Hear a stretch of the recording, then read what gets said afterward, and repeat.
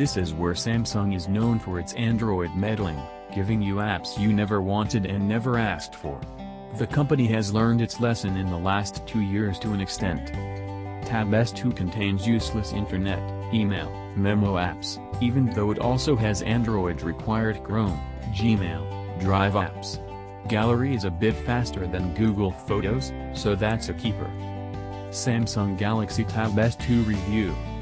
Well, they're all really keepers because you can't delete many Samsung-made apps, contacts, gallery, camera, music, video, clock, My Files, Smart Manager, Calendar, Side Sync and Galaxy apps, in case you want more of these, are all stuck on your Tab S2. It's a pain, because who wants their app drawer stuffed with generic internet or email apps?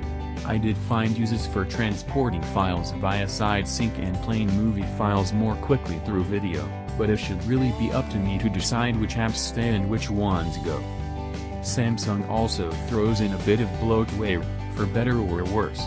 There's a Microsoft Apps folder full of Office, Skype and OneDrive apps, its own Samsung Milk Music, Samsung Plus, Screensaver, a CNN for Samsung and Next Issue apps.